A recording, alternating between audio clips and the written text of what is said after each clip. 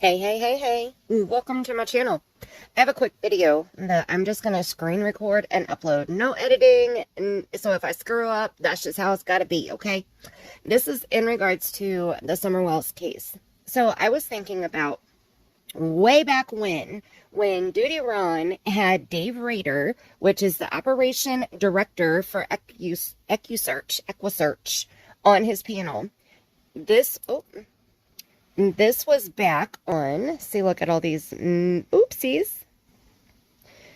This was back on July 19th. Okay, so just barely over a month after Summer Wells was reported missing by her parents, Candace Bly and Donald Wells. Okay, so equusearch, I don't know why I keep saying it wrong. I keep looking at the word, and that's not how it sounds, the way that it's spelled. So equusearch was down in Rogersville, Tennessee, in Hawkins County, looking for Summer around this time. They were getting ready to go down there, I believe.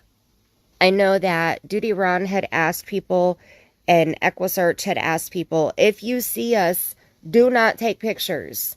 Do not post it on social media. Do not show our location and mess anything up.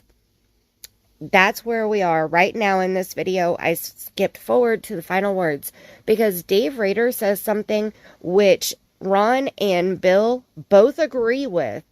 And I wanted to point this out to you guys because this goes along with my video that I posted recently about the timeline and how between dropping Hunter off around 2 or 2:30 p.m. and the 911 call at 6:20 or 30, whatever it was, because there's been like 12 different times that we've heard since then, what happened in that time frame? And in my most recent video that I posted about this timeline, I also shared that that's when I believe Summer's clothes were changed, the video was taken, the picture was taken, and we all know that as the milk picture or the milk video. Now, I will be working on a lot with that video and picture. Okay, I've already made a few different videos about it, but I've seen so many people still confused. They either don't understand that there was a video and then a picture taken. And I do believe it happened in that order because of the way that Summer's hand was in the video. It was up on her leg, but in the picture, it was beside her. So it looked like her hand slid down her leg, which chronologically speaking, that would mean the video was taken first. While they were moving, they were driving, obviously. The picture was taken when they were stopped because the tailgate was open. And you can see a blue trash toter behind the truck. And it had to have been taken within moments of each other, especially with the angle of the video and the picture being the exact same angle. Now, how did that happen? Okay, so things are still popping out to me that I didn't notice right away.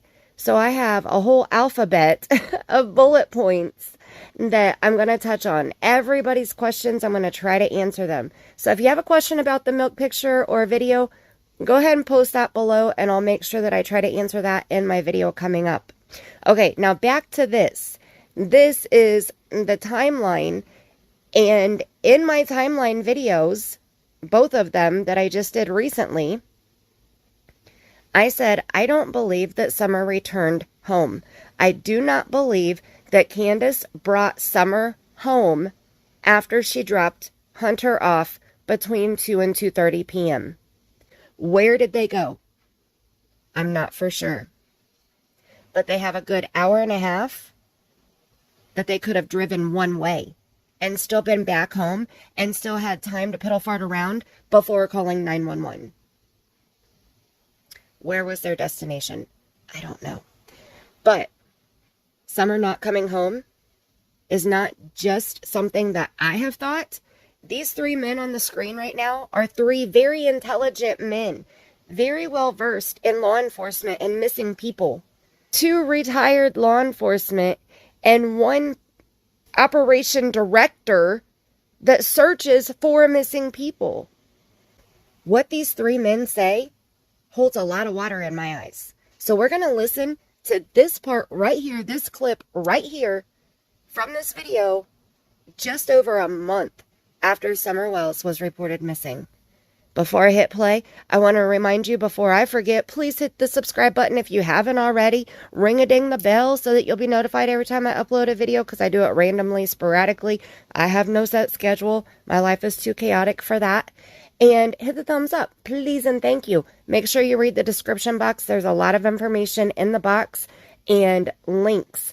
A link to this video, a link to the videos that I've spoken about already in this video will also be down there too. So make sure you check out the links. The Patreon, all of that good stuff is down there.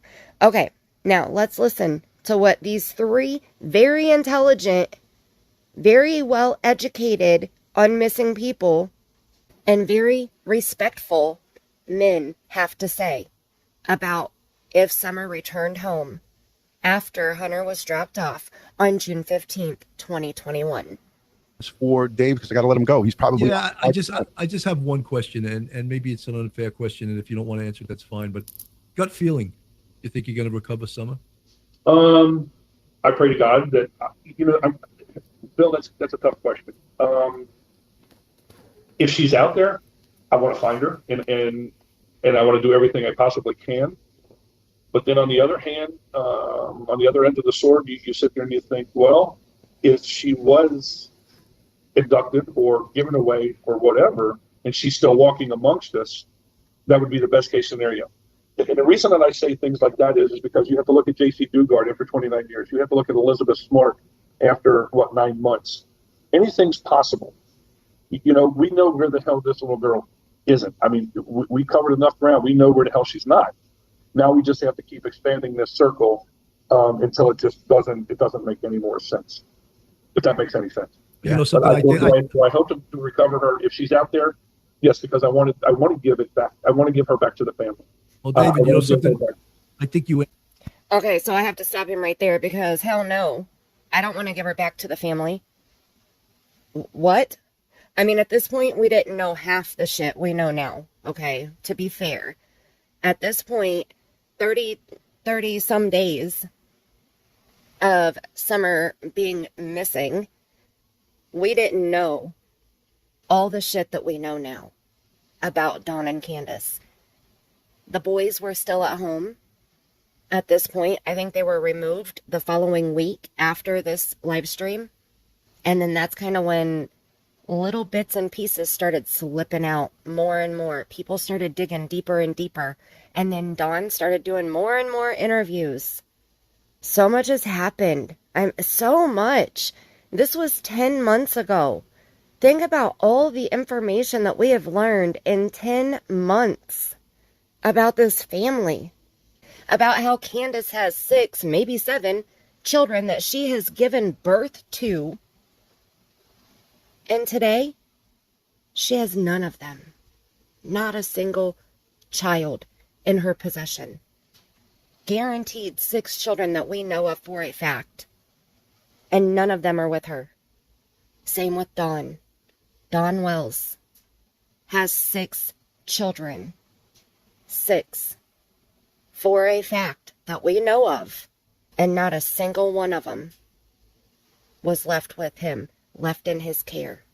These 2 parents. Whew, that's not what this video is about. Okay, I'm gonna keep on going here. No, I think that there's 1 or 2 people know exactly what happened that day and what they did with her, and I hope to God that again that they would come forward if they come forward and tell the truth. Yeah. And there's the 1-800-TBI find tip line. You can get him. I know you don't have him in the box. This isn't an interview. You're not interviewing and interrogating this guy. Look, I'm always big. I'm always big with instinct, and I know, Dave, you've done hundreds of these searches. So that's why I believe that your instinct is excellent. And to me, what you tell me Amen. instinctively, I will take as almost, as God's word, because I believe in instinct. And someone just asked on the chat, and I think you said it before, that the dogs lost the scent at the end of the driveway. Isn't that correct? That is correct. Good. That Okay, answers that good. question. So again, that you could take that two ways. Is it when she originally left to go to the swimming hole? Is that why that dog? Here's my thing: did she ever make it back home? So I said this. Ding, ding, ding, ding, ding. Let's listen to that again. again, that you could take that two ways. Is it when she originally left to go to the swimming hole? Is that why that dog? Here's my thing: did she ever make it back home? So I said the same thing. So we know for a fact that she was alive somewhere between 2 and 2:30, according to the friend, because that's what time that this 15-year-old was dropped off. So we're going off of that she was at 2:30. She was still seen, and she was physically seen. So if there was nothing between that 2:30 mark and that 6:40 mark, did she even make it back home? To say that that she walked away, or did something catastrophic happen after they dropped off this 15-year-old on the way to the house? So those are the kind of things that I'm looking at. I said the same exact thing. I said I had doubts that she ever made it back to the house. Yeah, Same. me too. Maybe between point A and point B. I mean, what's your guys' feeling, Bill and Ron? I mean, you guys have done the investigation into this side. Am I wrong on thinking some of the things that I'm thinking? No, I think you're 100% correct. I think you're 100% correct too, and I don't have near the experience that any of these three men on this panel have right now. But I absolutely agree. I think if the dogs did lose the scent, which I really wish that there was a one of the dog handlers that were on the property that day was on True Crime with Natasha Cooper. And her channel has been taken down, and she's fighting to get it back up right now. But she was a guest star, or a guest panelist, or whatever. She was on there with Natasha, and she answered a lot of these questions about where the dogs went, the scent, where it was lost, all of that. And I still have more questions for her. I would love to speak with her. I think that her name was like B or JB or something like that. I can't remember. And I wish I would have recorded that live stream that Natasha did, but I had no idea that a almost 29,000 subscriber channel was going to get taken down because of some bullshit. Okay, but so anyway, not going down that path.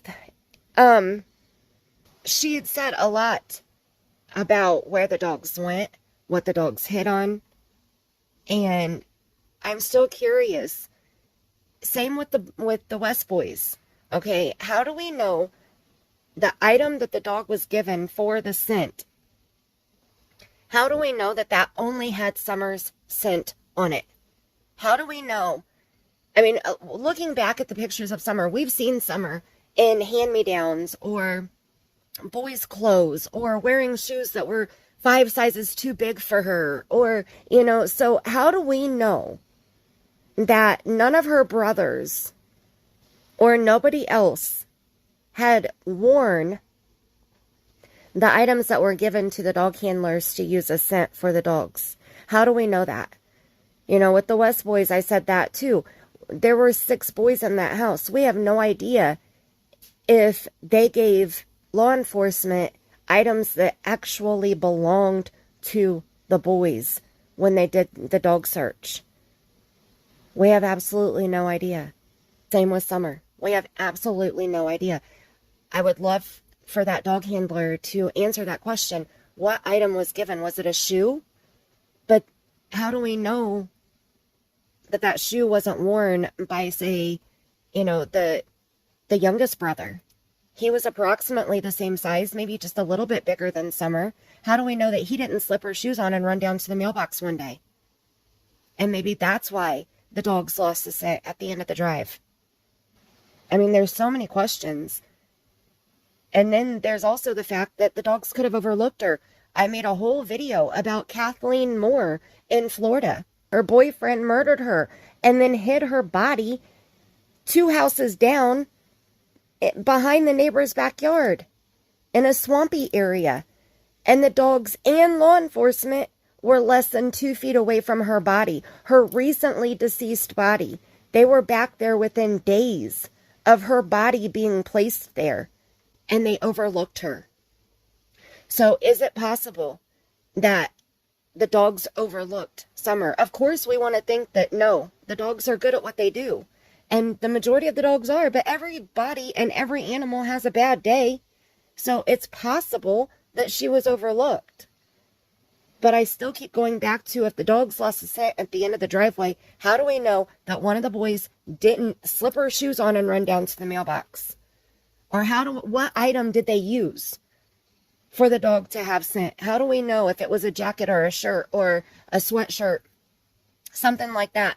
How do we know that the brothers didn't slip that on and do it themselves? Or maybe it was Summer. Maybe Summer did run down to the mailbox. That was the last thing she did before they left. She ran down and checked the mail for Candace, because we know Candace isn't walking her ass down to the mailbox. I'm sure she probably stops when she drives. There's just so many possibilities. There's so many what ifs in this case, because law enforcement is keeping everything close to the chest. They are keeping all of that guilty knowledge that they possibly can. And by guilty knowledge, I mean knowledge that only the guilty party would know. That's what guilty knowledge is. Okay, there's certain things every law enforcement does it with every single case. They are not going to put everything that they have out on the table. They want somebody to come in and they want to be able to question them and get information that is guilty knowledge that only the guilty party would know, whether they give it intentionally or whether they slip up and accidentally give it. Okay, let's keep listening. Sorry, I went on a tangent there. Woo! One of my biggest questions was, what was the result of the interview of the three boys, of the brothers? Because they allegedly saw her walk down the stairs. So we don't know that. Were they coerced? Yes, that too. I would imagine, Gaslight. Coming from where they're coming from, they're probably terrified of their parents. Absolutely. I mean, look at the background of what they have. You know, they put on this persona on. And again, I'm not saying that they're guilty or not guilty, but you have to call it the way you see it. Right. That's right. You're around this a lot. I mean, listen, this is part of what you do, right? So the what equusearch does, you're around victims and their families. You're around the families trying to find their loved ones. So you see this kind of almost as much as the police do, if not more, because you're working, searching. So you're in communication sometimes with these folks. Right. A good question came in from the interview room. Chris McDonough, I bet that Dave is a very good judge of character. After dealing with all the bullshitters that he's dealt with, looking for missing people, I guarantee he is an amazing judge of character. Just my personal assumption there. So let me touch back on the boys a little bit. Okay, so the boys, according to Candace and Dawn, the boys said that they saw Summer go downstairs to play with her toys, right? That's what Candace said. Well, she went downstairs to play with her toys, Mom. Okay, but if we go back to early interviews, and that's where I keep going because that's where things were fresh. That's where we were learning all of this information.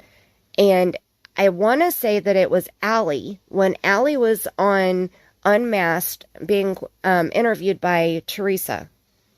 I believe Allie stated that, and this is so important, and the wording is so important, okay?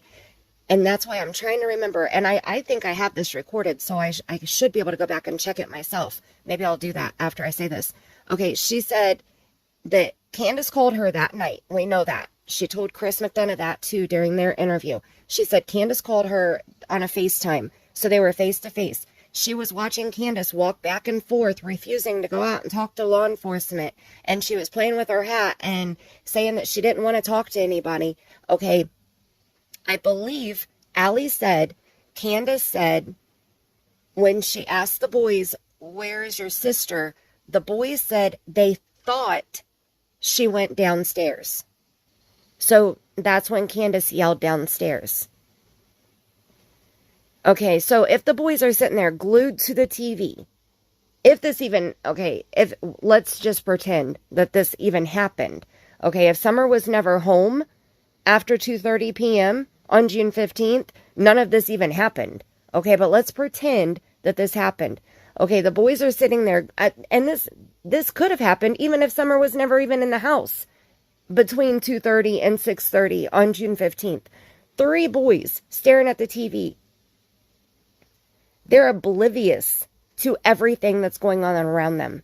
I know how kids get when they are so submerged into a video game or a movie or a TV show. That's their only focus. They are not paying attention to the fire right next to them. Okay, they're focused on what they're watching. So if Summer was never even in the house and Candace walked in and said, "Boys, where's your sister?" "Oh, no." They probably looked around. "Oh, no, Mom. Maybe she went downstairs." Because that's the only other option. If Candace just came in the house from being outside, she walked through that first room. Summer wasn't in the first room. Candace walks into the kitchen where the boys are sitting at the table watching the TV. Those are the only rooms that are in the house other than the basement. So when they say, well, I don't know, maybe she went downstairs. Process of elimination. She wasn't outside. If you were just outside and she wasn't out there with you, she wasn't in that first room that you just walked by, so maybe she went downstairs. I'm going to see if I have that clip from when Allie said that, because I am almost positive that it was her. Hang on one second. Okay, so real quick here, and this is the only one that I could find. It's the interview room interview that Chris McDonough uploaded. This is the uncut version of it that he uploaded on January 6th. And we are 31 minutes and 35 seconds into this live stream, or this video. I'm sorry, it wasn't a live stream. Told you boo-boos are gonna happen. This is raw and uncut. Okay, so Allie is getting ready to explain the phone call that she had with Candace the night that Summer was reported missing. So let's listen. So, we continued watching the football practice. After practice, we went to the drive-thru at the cookout. Now, were you guys together? Yes. Okay. We went through the cookout drive-thru because we had ordered dinner. And we were waiting for our food. I turned my phone on, went on Facebook. There it is, plain as day.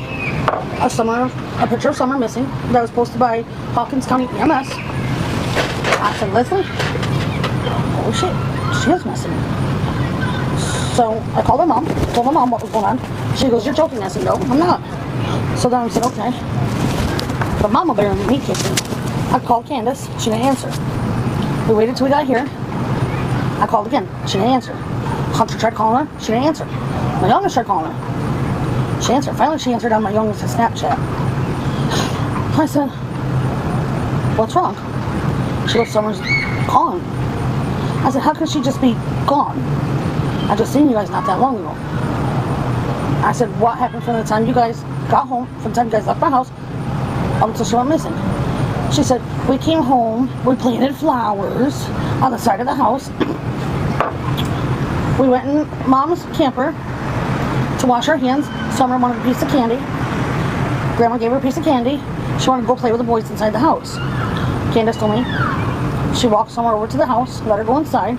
She went back to the camper, fixed Mom's knee, which didn't even take 10 minutes. Then she went back to the house." Okay, now this is the part that's really important that she's getting ready to say.